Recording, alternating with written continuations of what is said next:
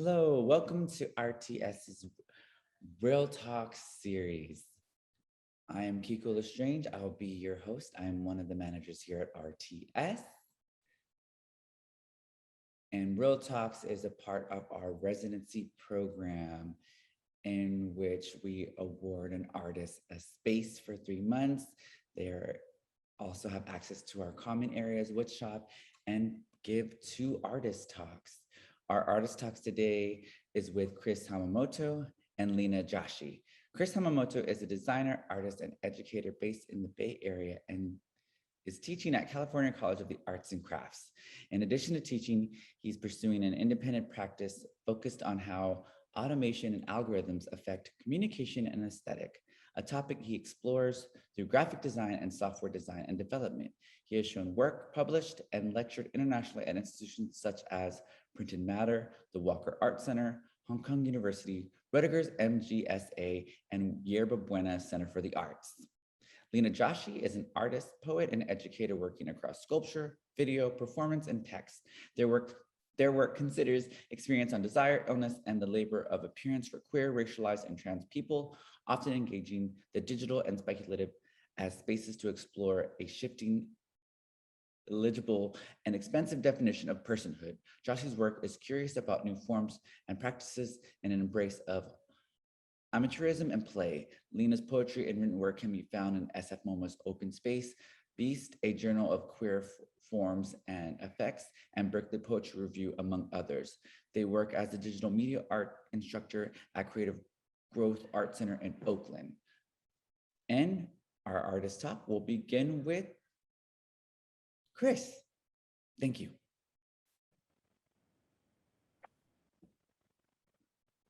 Hi, everybody. Yes, as Kiko said, I'm Chris Hamamoto, and I should have updated my bio. I'm from the Bay Area and I have been teaching at CCA, but I'm just started teaching at Seoul National University this semester. So I'm actually in South Korea right now. And I'm really glad that I'm able to call in and visit the Bay Area remotely. And I also just want to give a huge thanks to RTS for hosting me these past few months. It's such a fantastic opportunity and I love the community and yeah, I definitely miss it already. And also want to thank Leena for your upcoming talk, and I'm looking forward to our conversation. And I'll go ahead and share my screen now. Oh, Kiko, would you mind enabling screen sharing for me? Yes, I just did. Do you have access now? Let me see. Yeah, I do. Cool. Okay, and then I'm gonna play this. Can everybody see my slideshow? Okay, cool. So today I'll be talking about work that I did during the residency at RTS, and a lot of it is just research and context for the project. And I guess another aspect of it is just that I think it's really in progress, so I definitely appreciate feedback. And I'll begin by following up on my intro talk, and then I'll kind of get into the new work, or sort of wrap up where I was when I started, and then talk about what I've done since. So if I repeat myself for people that came to the last talk, hopefully there's enough new information that it's still interesting. So at the beginning of my residency, I was working on a project called Surveillance Graphics. And I think during my time at RTS, it really helped me clarify sort of a current interest in my work, which is centered around the graphic components of processes that enable surveillance. So here's a shot of some test applications I was doing in the RTS studio for super graphics. So I was just painting these images I'll talk about in a minute. And typically when we discuss the topic of surveillance and graphic design, and I don't know if I'd also say contemporary art, but we may think of the potential for graphics as camouflage or the ability to hide information. However, I think the flip side of this idea, or graphics that have the ability to expose information, is also really interesting. And I think this idea of graphic camouflage really emerged within the American mainstream when Laszlo Moholy-Nagy immigrated from Europe and began teaching at the School of Design in Chicago. There he pursued research-related camouflage for American soldiers during World War II with his students. And this is an exhibition they made on the topic of graphic camouflage. And Mahalia Knowledge was even put on a special task force by the mayor of Chicago to consider camouflaging the entire city, which I don't think happened, but it gained a lot of notoriety. And I think the most notable example of graphic camouflage, at least in design education, is this idea of dazzle ships. So these were ships employed during World War I to scramble signals from enemies, or kind of scramble visuals.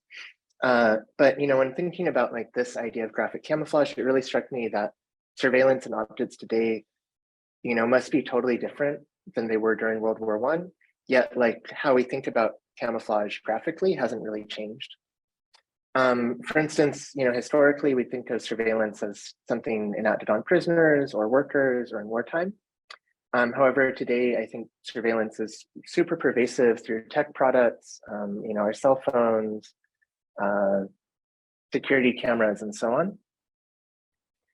And in our imagination, we really think of surveillance as something like this is a consumer drone, but it looks super, menacing. But I think, in fact, tech companies are constantly instrumenting their products in ways that, we have no visibility into and are actually like super visually benign. And this leads to strange and sometimes fun outcomes. For instance, this is a graphic camouflage used to hide cell phone towers. And to me, I don't know, actually, I'm not like an expert on cacti, but this looks like a humongous cactus. So if you go around, you'll see these cell phone towers hidden as trees or other plant life. And I think if we think about, kind of the most pervasive surveillance today, a huge amount of it is conducted via seemingly neutral or ultra playful products. And oftentimes they totally obscure what they're doing via, graphic minimalism. So it's super hard to tell, like, what an Apple Watch is doing or your phone is doing beneath the surface. And similarly, in more graphic terms, a lot of these companies really try and hide their intentions through graphics. So I don't know if anybody's familiar with the term corporate Memphis, but I'd say a few years ago, it was like really the predominant graphic style for tech companies. So, you'll find companies that are predicated on mining people's data, creating these like whimsical, sort of surreal animation, or not animations, illustrations and animations that harken back to the Memphis movement, but really, obscure kind of the intent of these companies. So during the beginning of my residency, I was working with a topic known as browser fingerprinting on a project called surveillance graphics. And browser fingerprinting, in this case, employs what are known as operational images, or images that enable processes to profile visitors on websites based on their computer's ability to draw graphics. And this again really stuck with me because of the disconnect between how we think of surveillance graphically and its actuality. So this is a website I discovered a couple of years ago called by the markup called Blacklight, and it lets you see any sort of ad tracking software that any website is using. So Pinterest, for instance, was run through here, and it uses a bunch of different tracking methods. And one of the methods known as canvas fingerprinting stood out to me in particular. And in this method, tracking code will draw secret graphics in the browser in order to create a fingerprint based on your computer's hardware and software capabilities. So these graphics are invisible to the web visitor without special software or using like inspection tools. And after rendering the graphics, they are then encoded back into data, which the monitoring sites read. So like, Helvetica has this like flat crossbar on the A, whereas Arial has this like slanted one. So if a tracking site can sort of accumulate enough of these signals that sort of indicate, Helvetica is on a Mac, Arial is on a PC, they can create a fingerprint to track users. Here you can see some popular websites on the left and the secret graphics they draw on the right. And they're aesthetically just like super weird. So these like colored triangles, overlapping circles of color, seemingly random text strings, pangrams, emojis, and gradients. And with some exceptions, they use these really wild color palettes. They might have these sort of seemingly random codes, and they don't really cater to people. And I think that's one of the things that's interesting to them is there's sort of this visual output that really doesn't concern itself with their aesthetics, but instead are trying to communicate with other computers. And I think like just personally, the graphic nature of surveillance and the banality of these graphics really kind of matched like sort of the consistent banality of us being surveilled all the time. So to further research this topic, I used code created by the Blacklight to process and analyze the top 50 websites online at the time, according to Wikipedia, and rendered them on an iPhone. And I found that 20 of these websites use this method of tracking. And here you can see the graphics that each of these websites draw. And yeah, kind of at the beginning of the year before the residency, I'd made this book on the topic, just like a zine for a zine library, which was an essay and then kind of collecting all of these graphics. And while I was at RTS, I was invited to participate in a group show at UW-Madison. And I thought the residency in the show would be a great opportunity for me to rethink the project in new context. So, you know, I was really thinking about how like the power of these graphics come through their drawing process, and you know how they're analyzed by the computer and their outcomes. So I decided to submit instructions for a wall painting to the show, and this is some samples I was making at RTS to sort of figure out their composition. And these are graphics from a couple popular websites blown up and you know picked out of sort of the milieu of tracking graphics. And these were the instructions I sent over, and here you can see them being recreated in the gallery. And you know, I'm super thankful to you know the staff there. It was so cool for me to see these take shape there. And as I mentioned, this project, this is kind of you know took place maybe in the first month of my residency, and it really helped me understand that I had this interest in graphics that enable visibility as much as I do in surveillance. And you know, in ways, this was kind of like graphics for non-visual purposes. So for the rest of the residency, instead, I was interested in instead on the visual devices used to calibrate cameras, film, and other imaging technologies, and some of the politics and inherent tensions in those processes. So specifically, I became interested in these huge calibration targets that have been discovered around the world via Google Maps. So I think like maybe 5 years ago, maybe these got a lot of attention.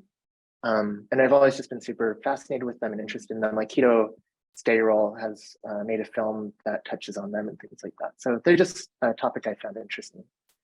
And this is, I'm gonna talk a little bit about some of my research and calibration, and I hope it doesn't seem too discursive, but I think it's interesting to see like all of the kind of historical implications behind the idea of calibrating optical devices, and hopefully it will kind of come together in the end. So as film photography became more widespread and turned into a commodity, standards were developed to help enable their quote unquote proper use. So for instance, Kodak developed and distributed cards known as Shirley cards to photo printers to help them calibrate their devices and ensure consistency. And they were named after Kodak employee and their first model, Shirley Page, and it just became the standard for print calibration.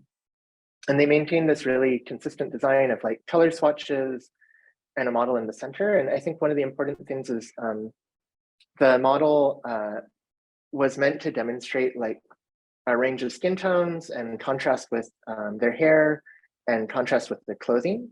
But obviously like this didn't account for people with darker skin or people that kind of didn't fit this you know, Caucasian norm, and was totally flawed and totally underserved huge populations. And it wasn't until much later that Kodak remedied this oversight by introducing darker skin models into their calibration cards and also adjusted the chemistry of their product. So I think the Shirley cards were started in the 1950s, and it wasn't until the 90s that they had a black model present on the Shirley cards. And although they were aware of underserving this huge customer base and individuals, the technology was ultimately changed due to market forces that were related to chocolate manufacturers and furniture companies complaining that their Kodak's products weren't performing well for cataloging their wares. And the standard for television production perpetuated the same colorism. So the BBC test card 61 is casually known as Cardboard Kate and was introduced in 1977 to calibrate cameras for TV. You know, and again, the model was chosen for similar reasons, like because she had dark hair and fair skin. And, you know, of course, this had the same issue.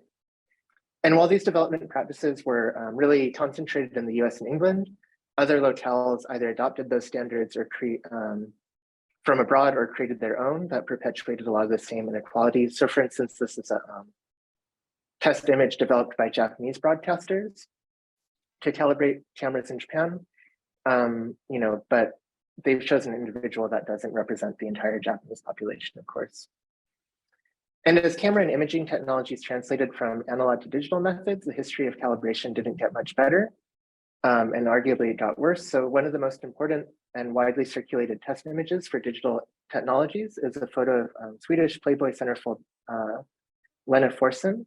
And it was scanned in 1973 at USC while a professor was working, Andrew Sawchuk was working at the Signal Image Processing Institute there. And the image was used throughout the 70s and 80s. However, it wasn't until the 90s when Leena's image appeared on the cover of Optical Engineering alongside another popular image known as Peppers, which is on the left, that the image exploded in popularity. So the publishing on this magazine attracted legal attention from Playboy, and the controversy led to a much wider distribution of the image online, and it really became a standard testing benchmark. And I think, fortunately, the image has really fallen out of use in terms of popularity in the imaging community. But even as recently as 2020, researchers are still using the image to test. In this case, this is like a mask that would prevent machine vision models from reading the contents of this image. And it's true that there's a bunch of different test images, and the Leena image was, I think, maybe kind of like the most storied or the one that's attracted a lot of attention. I think that it's telling that there's this recurrent objectification of women and racism within imaging technology. And even in the creative tools we may use as visual artists, such as Photoshop, we see the same issues.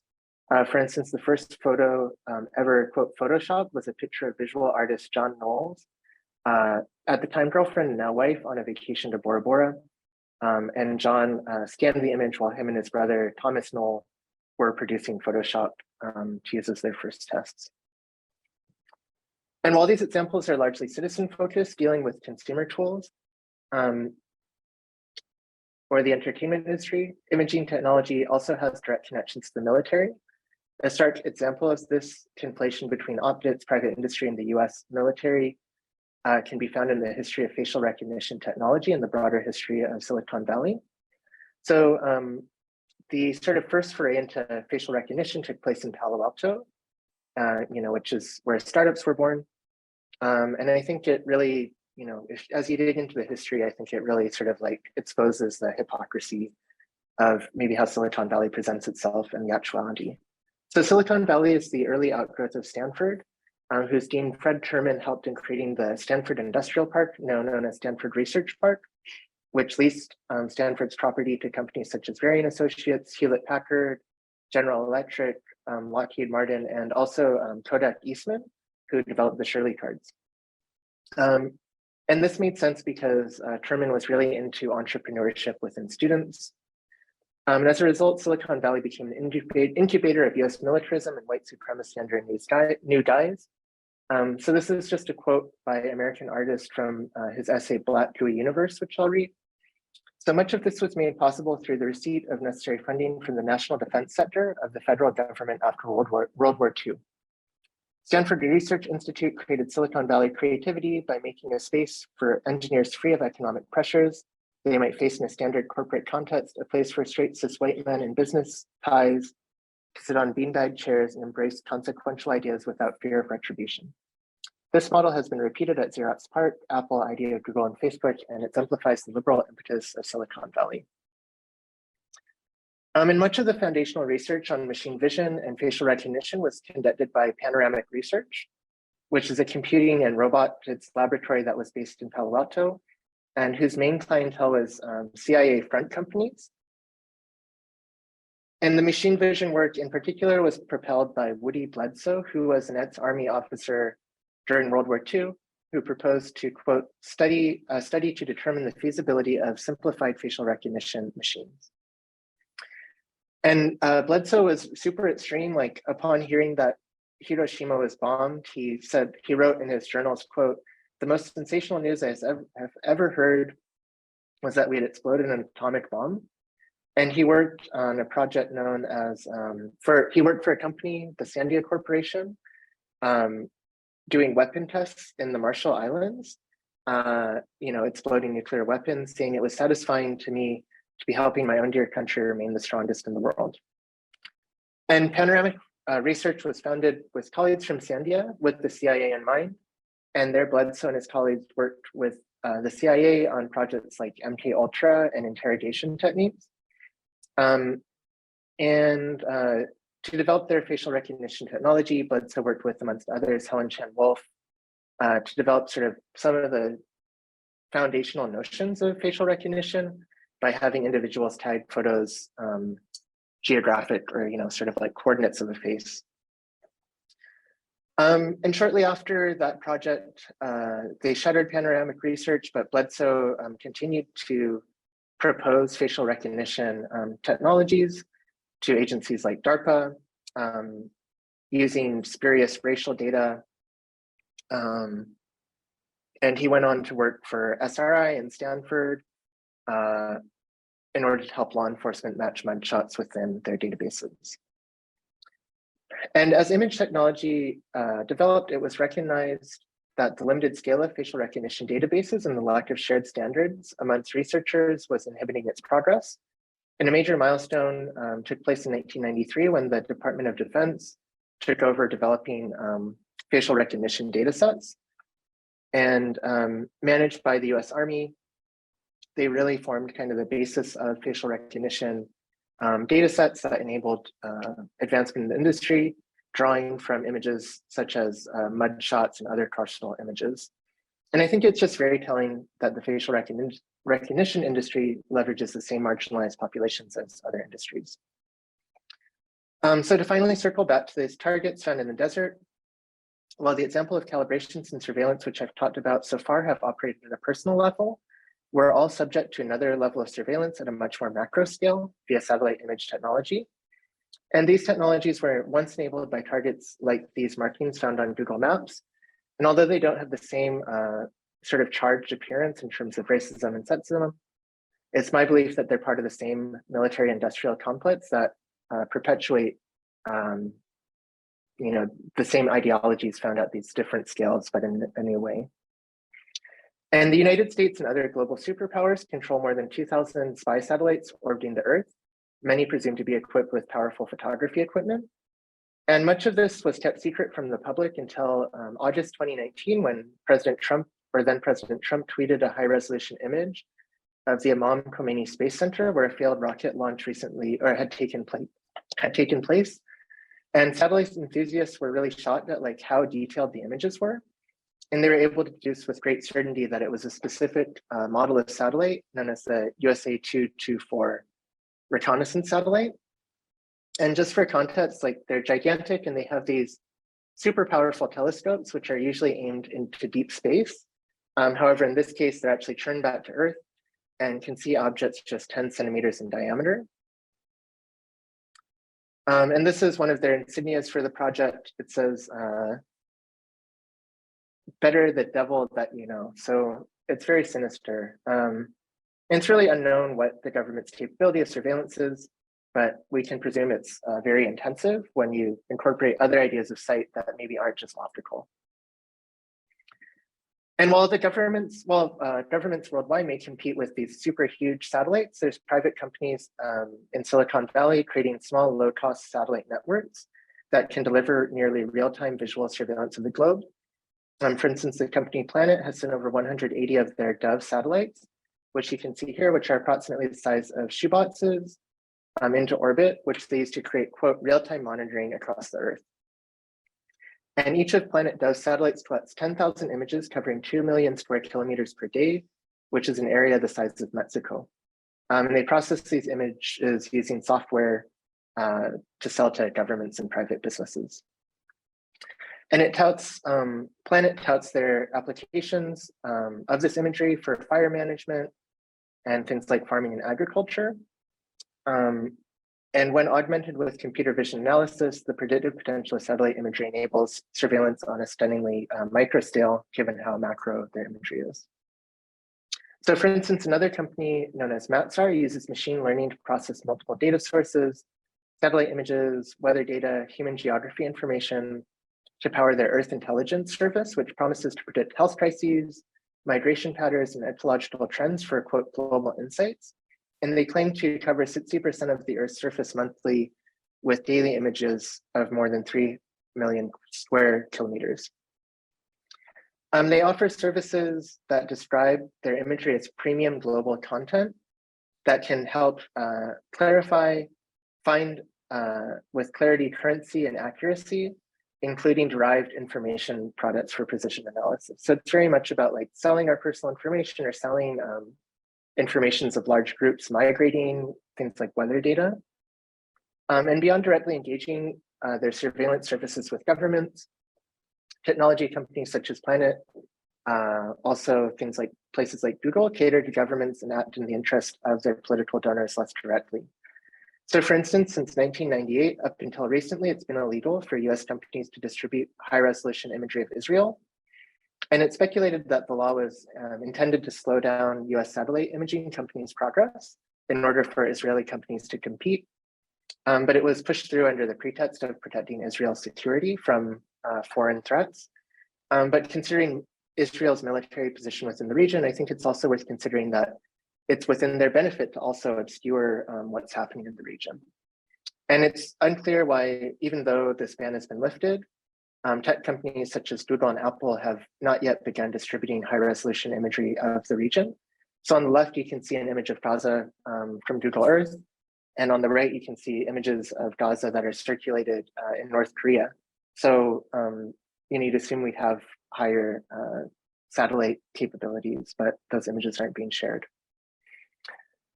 And contemporary satellite imagery, when compared with historic imagery, has become a powerful archaeological tool to identify cultural oppression.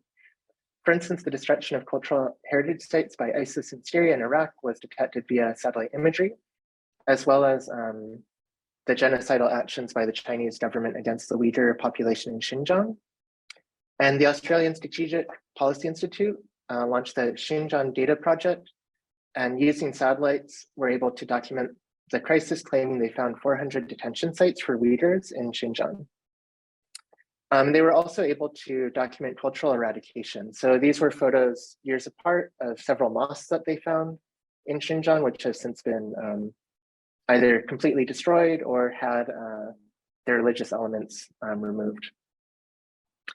And while maximum visibility can help identify people in peril and hopefully lead to their safety, the availability of satellite mapping data can also be dangerous. So as Sarah Parcock points out in her 2019 piece for the New York Times, "Are we ready for satellites that see our every move?"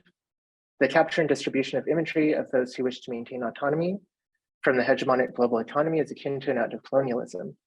Parcock cites the example of uncontacted tribal groups in Brazil whose locations are currently being monitored by researchers via satellites as an example. Satellite monitoring poses both critical safety and an existential threat to those already endangered communities who are under siege from loggers and miners and need to preserve their anonymity in order to survive. And Michael Running Wolf Jr. is an AI researcher working at Northeastern University, reinforces this idea, stating that Indigenous communities are skeptical of the notion of open data and publishing Indigenous archaeological sites locations, because once they become known, they become almost impossible to protect. And this impacts all aspects of culture, including communities, from their heritage to ecology and economy. So while there are use cases for satellite imagery having humanitarian purposes, I think there's also, like a really worrisome, their power is really worrisome in terms of like what potential damage that they can do. This was a lot of the research I was doing during the residency, and I made sort of 2 graphic responses to it that I'm still working through. And I became interested in one set of images in particular that were found on Google Earth. So in the Casa Grande Desert in Arizona, there's approximately 272 concrete Maltese crosses. And each of these targets is massive, measuring 60 feet across and made up of 4 25-foot slabs of concrete with a brass plate at the center. And while it can't be confirmed, one popular theory is that the crosses were used to calibrate the cameras on sort of the first US satellite reconnaissance mission known as Corona. And the effort was kept secret until 1995 when documents were declassified. And they outlined how the US would launch satellites into space to photograph the Soviet Union, China, and other locales between 1960 and 72. And there were subsequent programs after that. And after obtaining the photographs on film, they would actually like eject these canisters and they would fall back to Earth's surface, and a military pilot would like catch the falling canister of developed film. And they worked with Kodak Eastman again to develop the film, as well as create calibration targets for their photography. So it's believed that these crosses were used to calibrate Corona satellites. And as I looked through imagery of the crosses, I became interested in how they showed wear, with some being totally destroyed, removed, or with plants and erosion overtaking them. So in order to highlight the degradation and difference between these precise calibration targets, I collected as many images of the crosses that I could find on Google Earth and placed them in a simple book. This is just an InDesign file that I'm flipping through that would allow sort of like you to really see how these precise calibration targets have been kind of taken back by nature, how age has kind of just I guess like affected this sort of precise and detailed human-made instrument. And I'm still trying to figure out how to print that or kind of finalize that project. So if people have thoughts on it, I totally appreciate it. And then the last thing I'm going to talk about is just this really quick project that I've been working on. So it's really contested whether or not those ETSs are for the Corona project. And NPR has reported on it that they are, whereas military researchers claim they're not. And they point to a lot of declassified documents which describe the program, including technical items in great detail, that talk about the visual appearance of the targets. However, while these documents have been declassified, much of the information you need to actually see the targets, such as photos or coordinates, is still secret. So it's difficult to say that the Maltese crosses aren't used for Corona, but you also can't confirm what the graphic nature of these crosses actually are. So as a result, I became interested in visualizing the targets and sifted through many of the declassified documents to locate diagrams, any photos of the targets that were declassified, and their descriptions in writing. And then I've just been working to develop a set of prints that visualize the written description. And that's what I'm sort of figuring out now. So I've been doing print tests and trying to figure out like, how this edition takes place, and is it something that I submit to RTS, or do I share kind of the other publication? So yeah, thank you so much for your time and listening. I'm sorry I went a little bit long. Yeah, I'm super curious to hear your feedback. So thank you. Awesome. Thank you, Chris. We could, we'll take a little, or just pause, and then we're going to move to Leena, or we could also use this time if anyone has any questions or open dialogue for Chris, or we can also wait till the end. Normally we do that. Didn't check in with y'all to see if that's how y'all wanted it to flow, so my bad. But if we want to hold off on questions to the very end, we could do so, but it's your call, Chris and Leena. I'm okay with either. I think Leena and I talked about doing it at the end, but yeah, if you want to, okay, cool. That's great. All right, so then we will move over to our current resident, Leena Joshi. Hi, everybody. Thanks so much for having me. Chris, thanks for your talk. It was really cool actually to see some slight overlap in our work and like people we like American artists and Hito Styles. So, and your prints are really beautiful. So I hope I get to see them in person someday. All right, let me share my slides. Can everyone hear me okay? Okay, cool. Sweet. All right, so here's a picture I made. here's my intro slide. My name is Leena Joshi, and Kiko introduced me a bit, but I'll really quick just reiterate some stuff. I'm an artist, I'm a poet, probably a poet first, and an educator. And my work kind of exists between writing and language and object making, also between like digital and material and performance and pedagogy. So that's like performance and also teaching, but like teaching as an active performance and a collaborative practice too. Sometimes I call myself non-disciplinary instead of interdisciplinary because I do use a lot of different mediums and approaches, but I fundamentally believe in like amateurism and playfulness and trying things once and perhaps never trying them again, and letting your ideas sort of just flow through into the object or performance or practice or poem or experience that might be suited for that moment in your intellectual and visual kind of desires in that time. Yeah, so I'm a self-taught artist who sometimes makes things, sometimes doesn't for months, and a poet who I think is pretty romantic and slow-paced. And the work I'm going to be talking about mostly, I haven't started new work really since I just arrived at RTS, which I'm really excited to get into something new. But the work I'm going to talk about is probably like a year to almost soon 2 years old. And it was made largely when I was in grad school. And it's like the last major body of work, I guess, that feels relevant to talk about, that's like more cohesive. But I'm just showing a bunch of images right now that are like small pieces of other work that I've done in the past, you know, sculpture and installation, performance and video, more sculpture, video and text and poetry. And yeah, so this is just going to kind of go in the background while I do this intro stuff before I get into the work I did that was more of like a body that I showed for my thesis show in grad school. But I arrived at that program with pretty much like no formal art training or gallery shows, or even, I guess, essentially like academic rigor in the arts or private schooling. And my art practice has and still does, I think, exist in spaces of like DIY and the underground and the dreamscape, like kind of like the anti-hustle, public programs, public schools, the experimental, amateur, queer, trans, obscured, psychological, secret. Like these are all words that I relate to and I feel are like part of the work I do. But in grad school, I was expected, I think as many people are, for your work to have a certain kind of shape. And so, you know, I mean, side note, for those of you who follow astrology, I went through grad school exactly during my Saturn return. And so it was, you know, challenging to like deeply imperfect, maybe also perfect time to find my footing, I guess, or like a voice within like a fairly toxic, sometimes like, well, definitely historically gate-kept institutional space. So I definitely had a lot of naivete around what that space could be, and probably not enough energetic boundaries for like the casual violence of those places.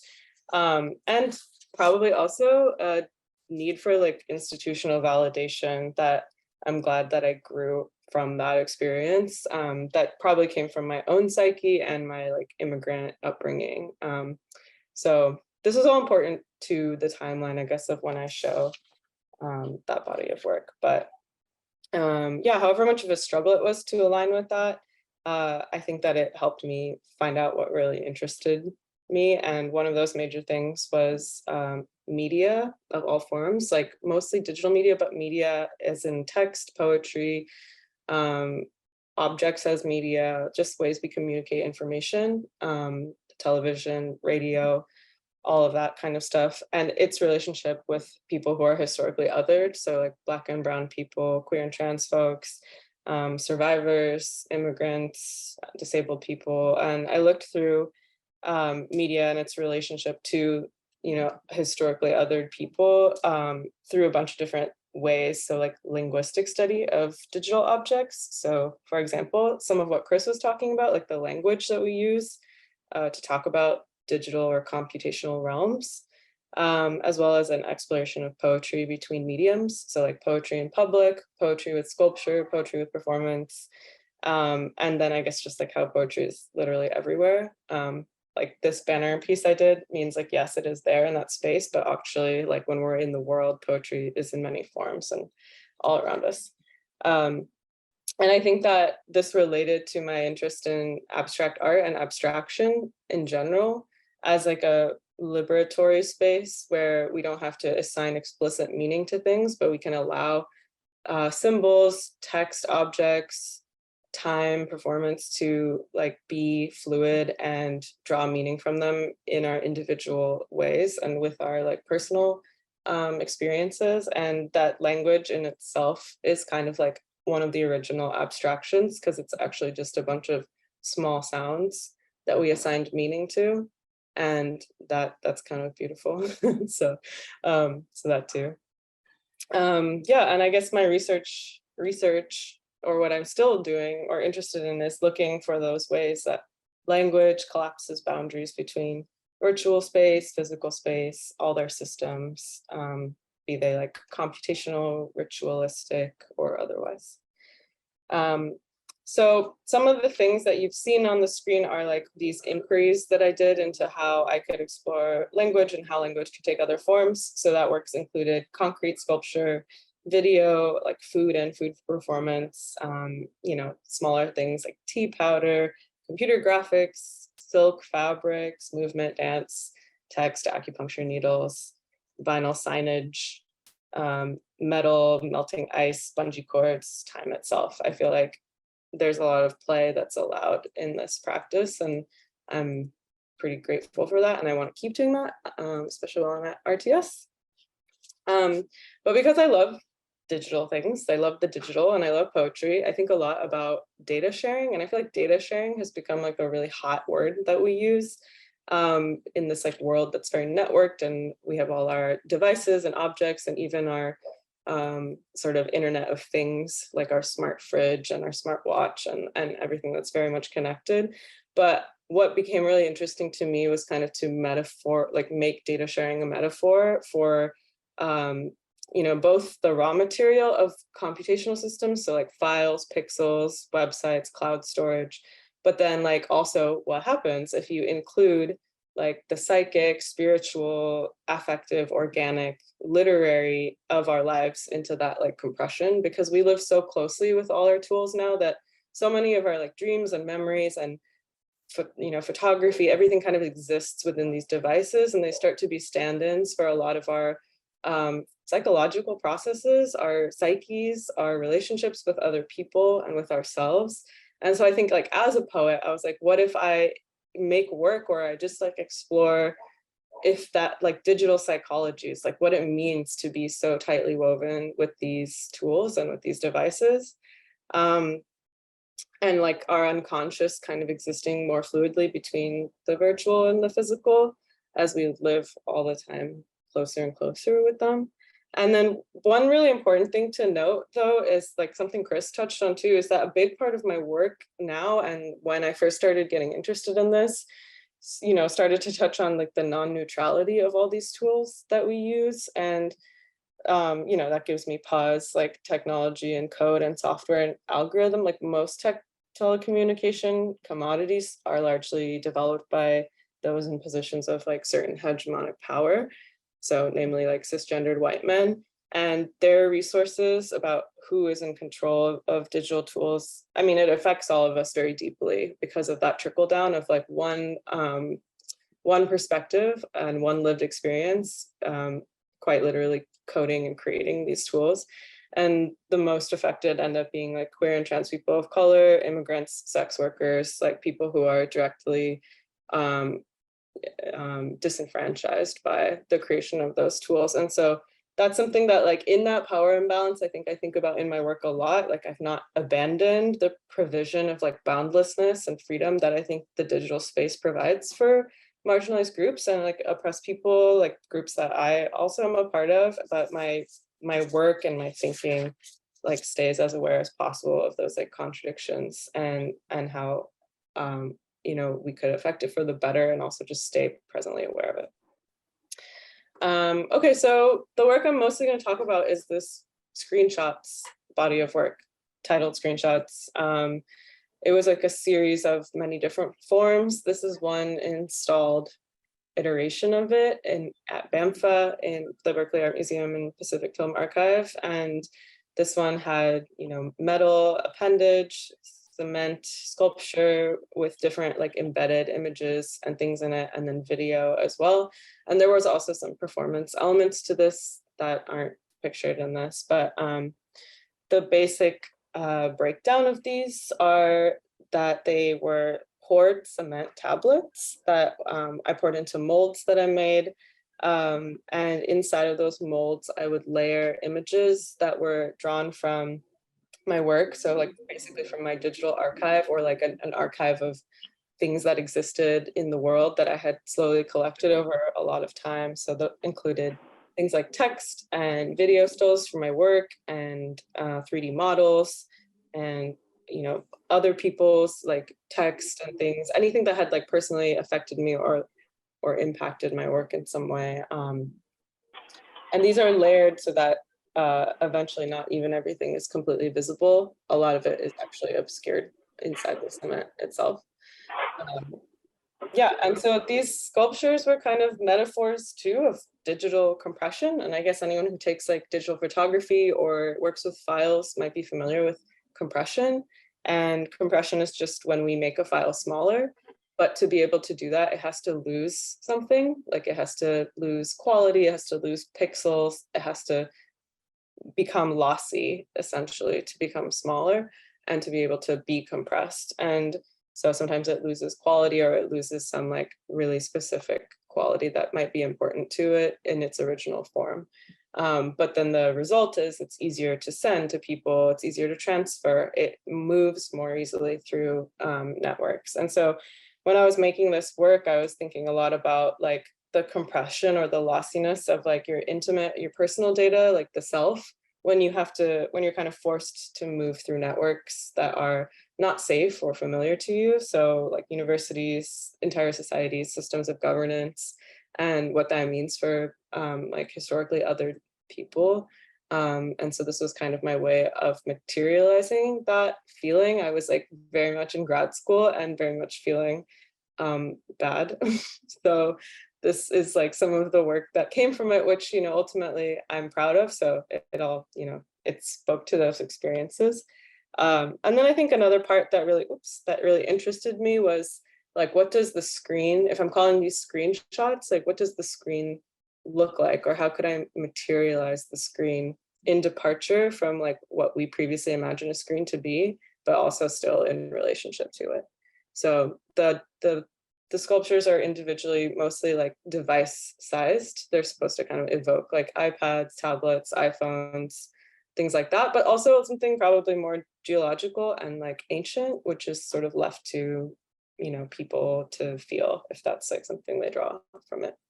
But yeah, a lot of like cement experimentation, a lot of sculptural experimentation that moved between digital forms and like kind of eroded 3D forms and material processes. Here's just some more pictures. Some like more research stuff, which I didn't know how much I wanted to get into, but like there's, I started to think more deeply too about other parts of this work. And I was reading about semio-capitalism, which is a term that Baudrillard originally coined, but I think Franco Berardi, the Italian theorist, also talks about, and it just basically means how when capitalism has like leaked into all forms of our existence. And so particularly like social media, neoliberal media technologies really have turned our like communicative, emotional capacity into like a whole new arena of labor, of like, kind of how you feel when you're like, I have to be emotionally present online. I have to think of like a caption that like summarizes how I'm feeling. And in a way, we're kind of branding and selling that emotional capacity of ourselves as like a part of like a new form of labor. And so I was really interested in semio-capitalism as a term of like, capitalism really leaking into like not all forms of existence, but even like new forms of existence that we didn't have 20 or 30 years ago.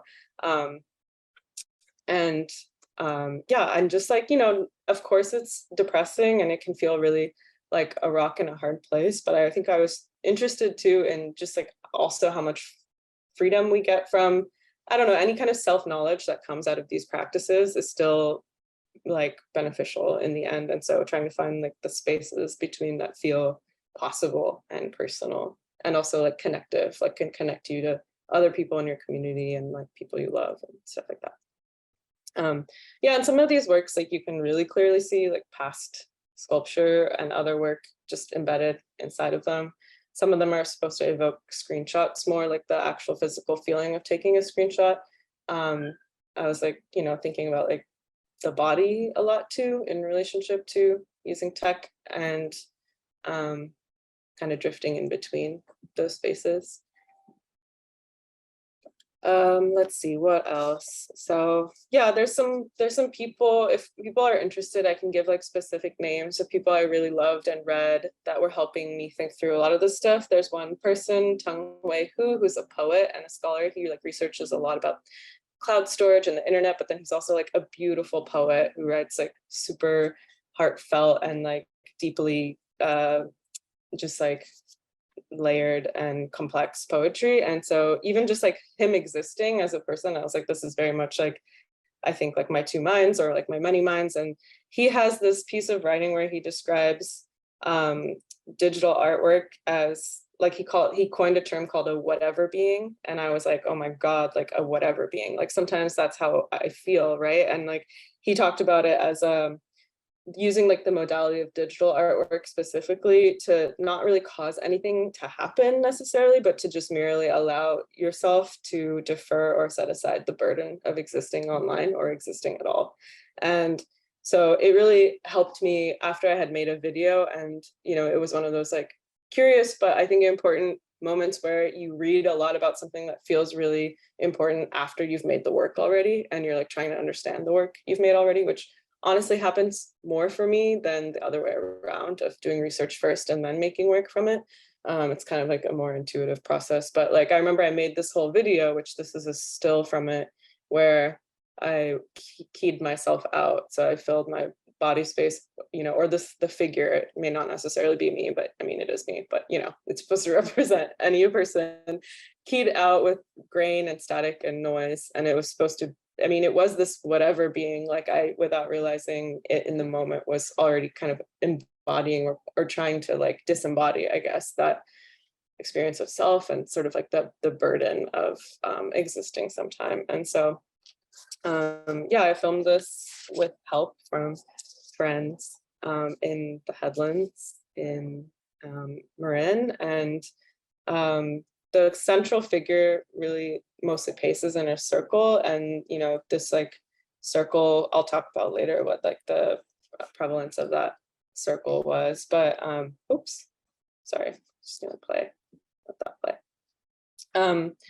But yeah, other parts of this were about, I mean, it was really largely about the body. It was kind of finally like the intersection of thinking about technology and computational systems and like the self. And I think I wanted to especially talk about like how I could not be this limitless sort of like worker and focused instead on the insufficiency of like the subject, or on being exhausted, or on physical awkwardness and chronic illness, and just like the refusal in some sense to be someone who's constantly available, both emotionally and like from a working and like producing perspective.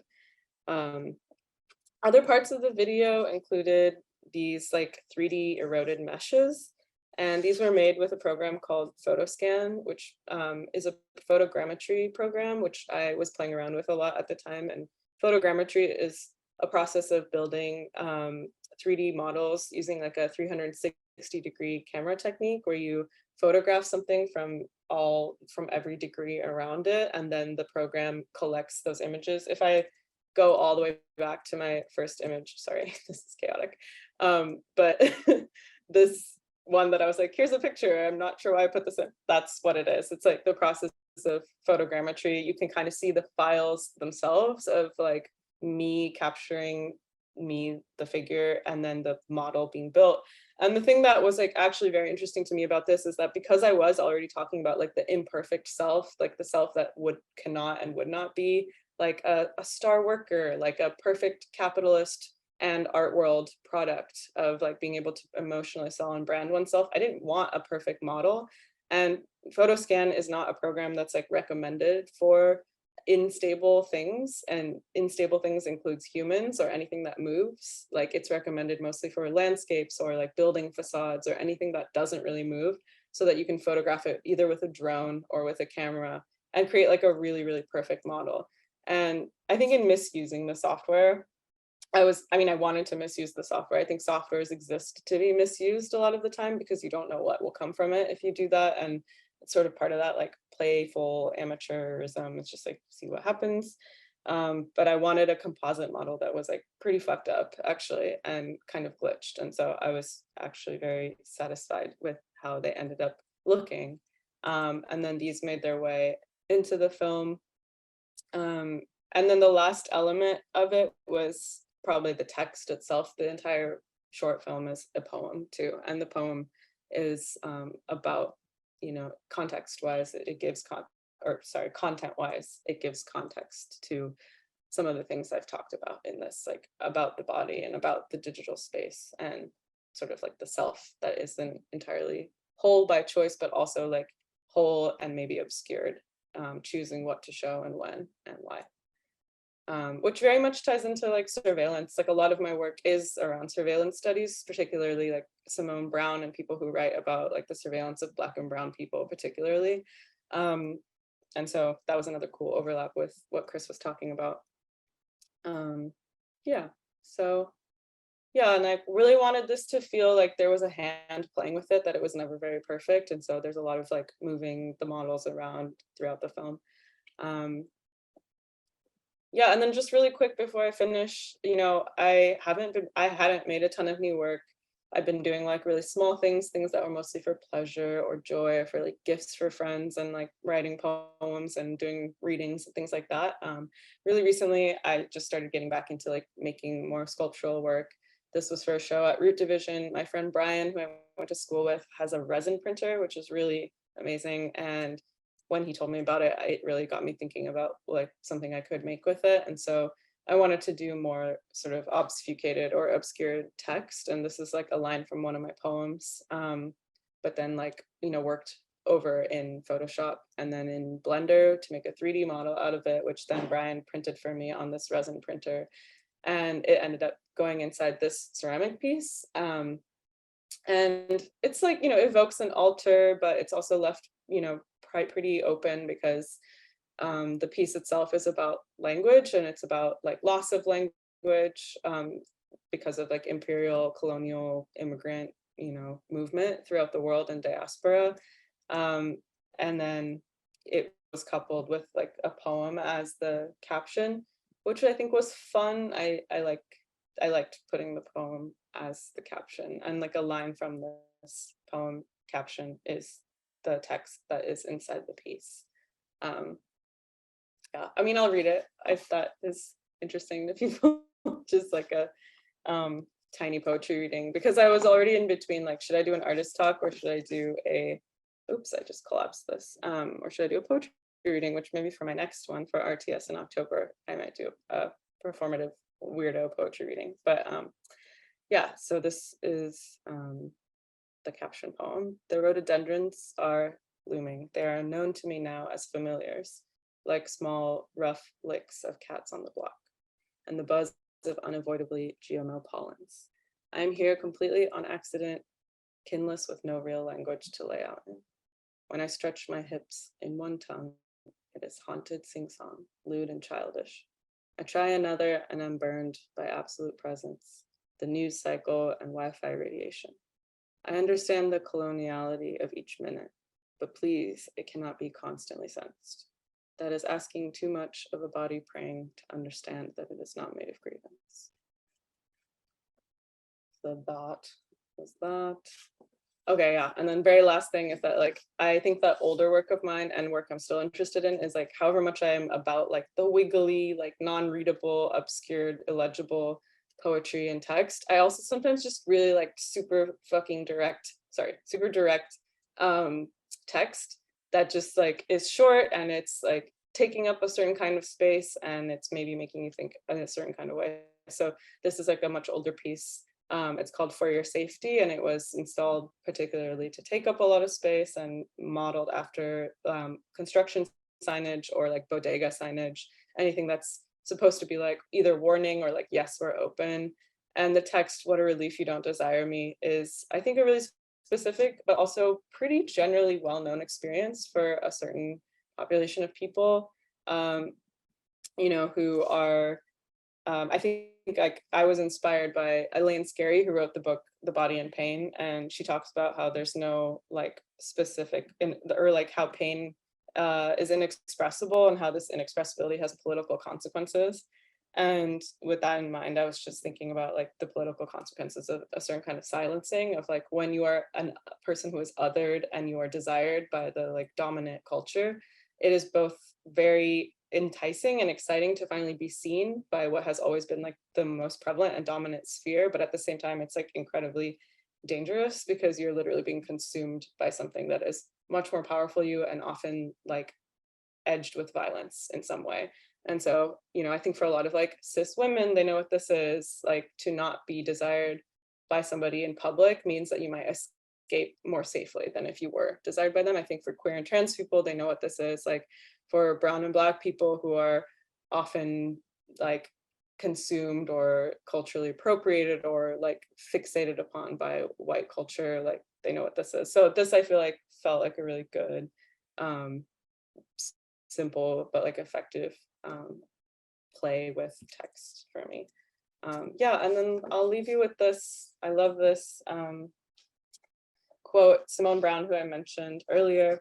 I don't know, sorry, why I can't move my, okay, there we go. I'll read it. She wrote, yes, there is a part in Glissant, which is Edward Glissant's book for opacity, or chapter for opacity from his Poetics of Relation, where he argues that Western thought's pathological demand for understanding is underwritten by hierarchies and a, quote, requirement for transparency. He writes that in order to understand and thus accept you, I have to measure your solidity with the ideal scale, providing me with grounds to make comparisons and perhaps judgments I have to reduce. He says we must do away with the scale. There's another part of Poetics of Relation that I want to cite here as a way to close. It comes from its beginnings, The Open Boat. In it, Glissant speaks of metal balls and chains gone green and what the slave ship left in its wake. Importantly, he reminds us why we must stay with poetry, with that which expresses our freedoms. So I like that you mentioned earlier about being attuned to another possibility. I think that's what Glissant left us with, the places, the means, and the ways to start looking for other possibilities. Yeah, so that's what I got. Thank you. Oh, let me stop. Yeah, sure. Awesome. Thank you so much, Leena, for your talk. So we can open it up to discussion and or questions.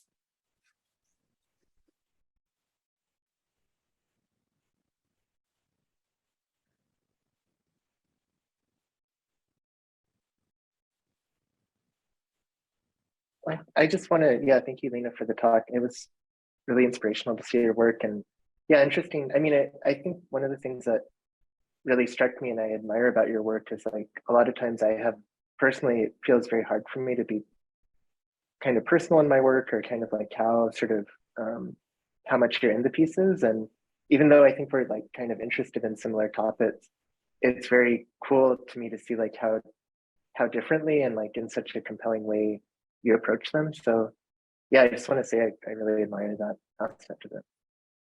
Well, thanks, Chris. I appreciate that a lot.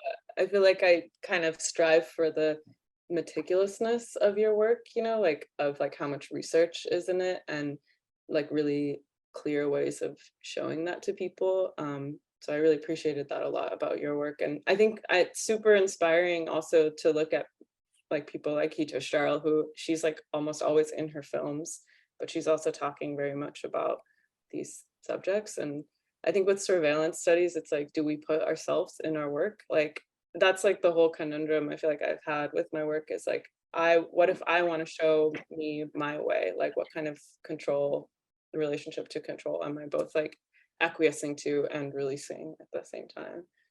But yeah, thank you. Chris. Well, I guess I do have like one question kind of related to something you had mentioned. Like, I can't remember the exact language you used, but you kind of talked about this like amateur approach and maybe like not, I don't, yeah, I don't want to mischaracterize it, but not kind of like the value in sort of being an amateur or not necessarily being like expert domain knowledge or something like that. And I guess like maybe part of why I showed so much research in the thing is like I feel a lot of what's the term? Like I feel like I need to kind of prove that I know what I'm talking about in these like super technical things. So I guess I'm just wondering like how did you arrive at that decision to, embrace the amateur, and like do you have any challenges with that, or yeah, if you could talk about that a little Yeah, for sure. That's like why grad school was so like such a mind bit. fuck, I think, because like they really want that from you. And I think it like plays, like I mentioned, it plays into a lot of those like naiveties or insecurities or just like desires I had, where as like, an immigrant kid and someone who felt like I needed just like assimilationist stuff and like an institutional external validation to like be smart enough or to be good enough at what you're doing, especially if you chose to do something that was really non-traditional in like the eyes of the people who immigrated here to, and so there was like a lot of internalized stuff where I think I also was like, I need to figure out how to like prove myself. But I think in essentials, it's just like, I don't know, it's character. I like to be personal. Like I'm a poet. So I feel like in poetry, there's a lot of hidden person, intimacy.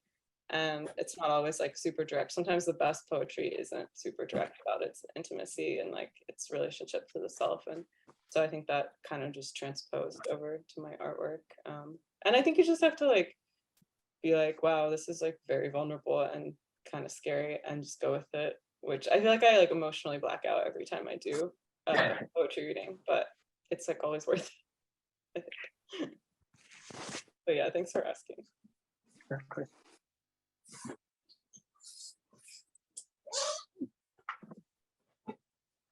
I have a question. Well, first, this is kind of open-ended to Chris and Leena.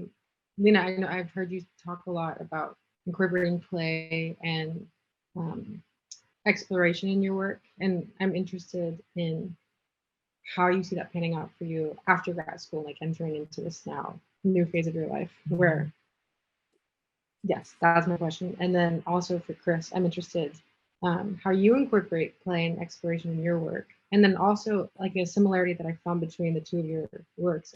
I know that, you were saying that your work feels more intuitive and then the research comes after, but I view your work, especially from this past slideshow, as like so research based in terms of like the internal human.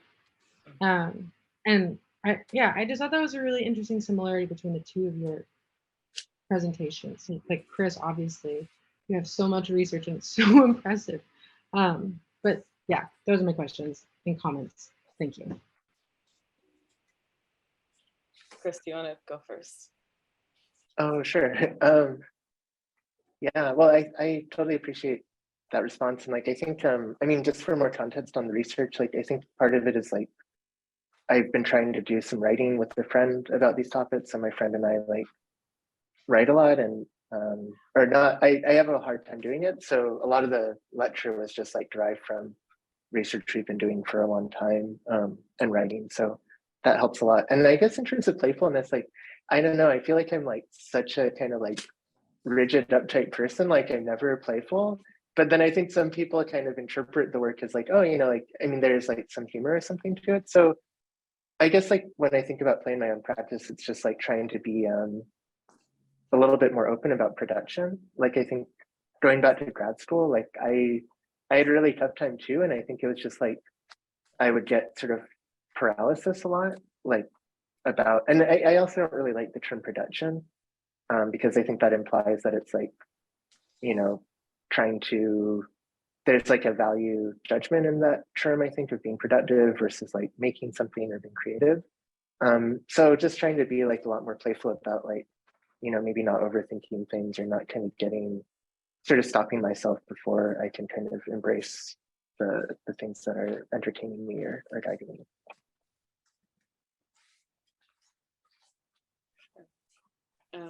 Yeah, I will also say, like, when Chris was talking about writing with a friend, I feel like, wait, Leena, first, thank you for your question.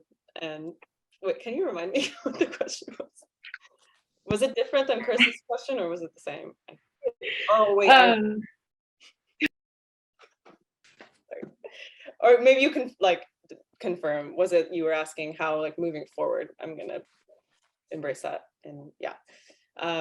Yeah, I think I have been thinking about that a lot. And I think that for me, the answer is like collaboration and doing collaborative projects, because I felt like I really appreciated what you said about it still feeling researched, the work. And I think that sometimes when I was like, even just in the last 2 years, and definitely before that, I used to have some misgivings or like just worries about the like selfness of the work. And I think it's important to do that work. And I think it can really resonate with a lot of people, which is what I then found was like rewarding about it. But there was also a part of me that really wanted to like move way outside of that and be like, okay, I've like done all this work around like identity and opacity and like both like reveal and clarity and what that means about like the self and all of like the different parts of us. But yeah, I think I'm just really excited about doing big collaborative projects, which is when I applied to the RTS residency, I talked about how I wanted to start this like web project that I'm really excited about. That's like just starting to move with 2 friends of mine. And also I wanted to do like a poetry broadside series with poets in the Bay and beyond, where they make like Riso prints, sort of just like relinquish some control and just be more of like a facilitator to people and like make work together that way. So that feels really playful and fun, and I'm really excited to do this.